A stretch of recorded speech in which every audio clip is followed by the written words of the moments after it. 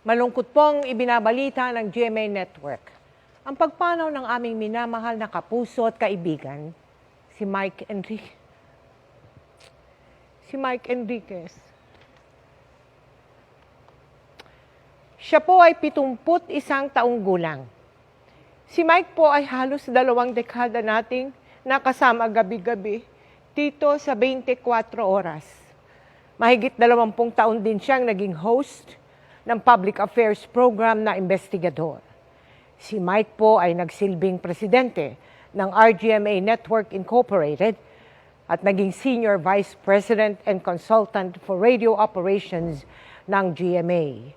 Siya rin po ang host ng Super Balita sa umaga at saksi sa Double B, sa Super Radio DZBB. Mahigit 50 taon ng buong pusong naglilingkod sa mga manonood at tagapakinig si Mike na nagsimula sa industriya noong 1969 at naging bahagi ng GMA Network noong 1995. Nagluluksa po ang Board of Directors, Management at Empleyado ng GMA Network Incorporated sa pagpanaw ni Mike. Ayon sa GMA Network, ang kanyang dedikasyon sa industriya ay magsisilbing inspirasyon sa lahat.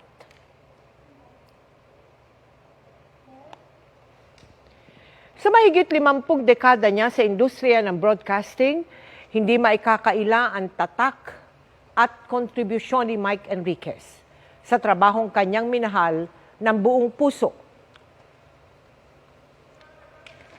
Siya po ang kasama natin sa pagtutok sa malalaking balita at sa pagiging saksi sa kasaysayan. Ang aming kaibigan, kapuso at kasamahan, minahal at inabangan din ng milyong-milyong mga Pilipino. Super Radio DZBB. Magandang umaga Luzon, magandang umaga Visayas, magandang umaga Mindanao. Mula pagsikat ng araw, 6 na minuto makalipas sa kapitaw ng umaga, namataan ang namumuong sama ng panahon. Live mula sa GMA Network Center, ito ang 24 oras. Bakit hanggang ngayon ay 8 milyon pa rin ang nagdodroga sa Pilipinas? hanggang sa pagkagat ng dilim. Nakatutok kami 24 oras. Ang kanyang trademark na tinig Sabi nga ng ilan same pa rin. ang naghahatid sa atin ng mga balitang walang kinikilingan at walang pinoprotektahan. Hindi namin kayo tatantanan. Mahigit 50 taon na ang career ni Mike Enriquez sa broadcasting. Nagsimula yan nung siya'y 19 years old pa lang. Sa di sinasadyang pagkakataon, nang dalawin niya ang isang kaibigang nagtatrabaho sa radyo. Sabi niya, Mike is applying for a job. Sabi ko, of course not. Sabi niya, why don't you try? Nothing to lose. Or read the newspaper. Binasa ko. Tapos at the end, tinanong niya ako, when can you start? Taong 1995, nang lumipat siya sa GMA Network, kung saan sinimulan niyang pamunuan ang radio department ng GMA na kanyang pinalaki mula sa 4 na istasyon lamang. Ang oras po natin, 7:38 at 30 seguros. Tutubukan natin ang lahat. Ang kanyang TV career naman, hindi rin daw sinasadyang magsimula. Nang mga ilangan ang GMA ng male anchor sa isang election coverage, bagay na labis daw niyang ikinagulat. Itong mukha na ito, hindi pang TV ito eh. Tanggap ko yun. Sarili ko ang nanay, hindi makapaniwalang sa TV ako eh. Kinuha si Mike para maging anchor ng pinakabagong newscast ng GMA, ang Saksi. Nangawag nila ako for a meeting. Sabi nila gusto nila fast-paced newscast. Tapos ang gusto nila mabilis, no? Mabilis. Tsaka puro headlines lang. Nervyos ako noon. Nanginginig ako sa takot, ang lamig pa ng aircon. Basta po kayo, tataas na ang presyo ng langis bukas.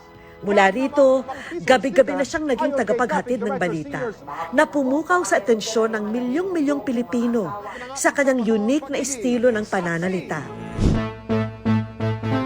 Taong 2000, nang opisyal na maging investigador ng bayan si Mike, na umaksyon at nagbigay solusyon sa mga sumbong at problema ng ating mga kababayan.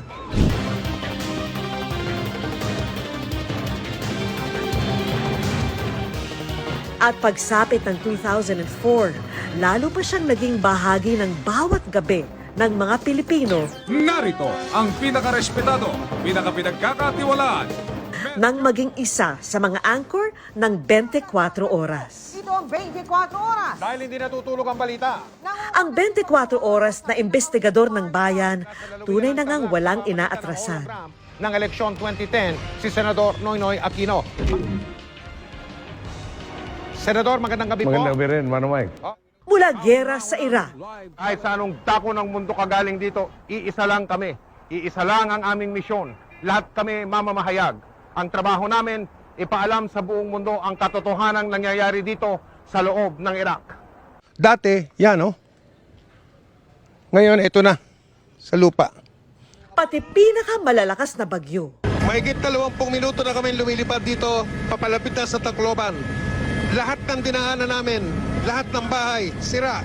Tignan ninyo ang mga tao, kanya-kanyang hakot na nung mga karga ng barko na mga sakong puti.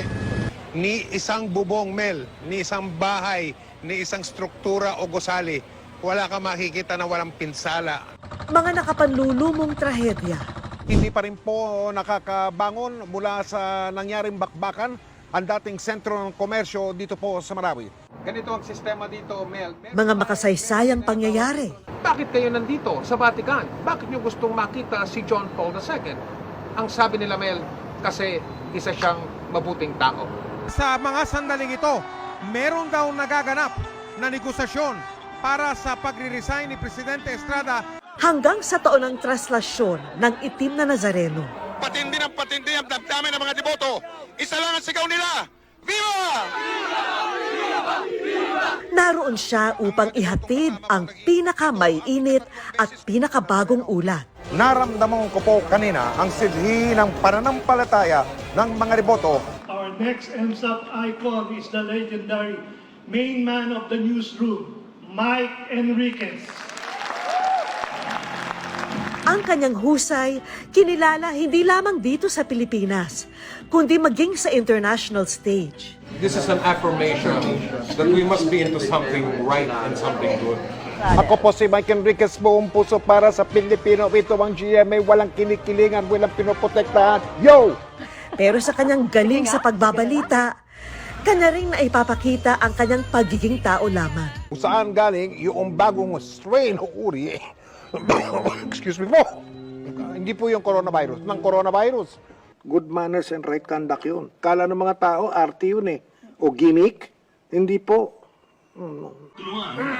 Kasi bata pa kami, sinanay na kami na pag inuubo ka o pag binahing ka, dapat mag-excuse me po ka. Sa eleksyon 2019, pusuan ang totoo.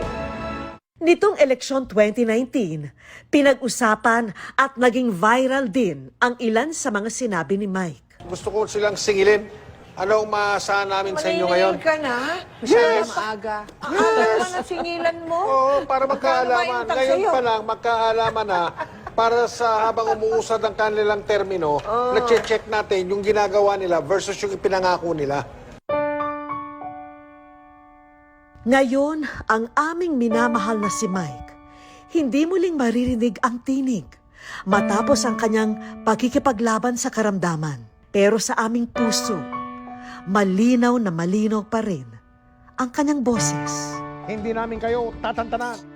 Ako po ang inyong kapuso, Mike Enriquez. Totoo, may paninindigan. Gabay namin sa paghahatid ng serbisyo at katotohanan at ng matapang na pagbabalita.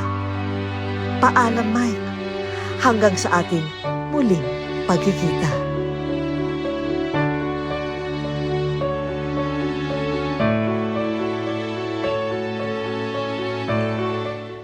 Alam niyo, gusto kong palakpakan si Mike. Galing talaga. Woo!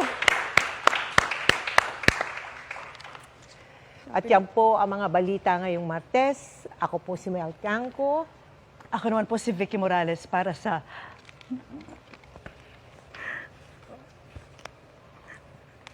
mas malaking misyon. Para sa mas malawak na paglilingkod sa bayan, ako po si Emil Sumangil. Mula sa GMA Integrated News, ang News Authority ng Pilipino, nakatutok kami 24 oras.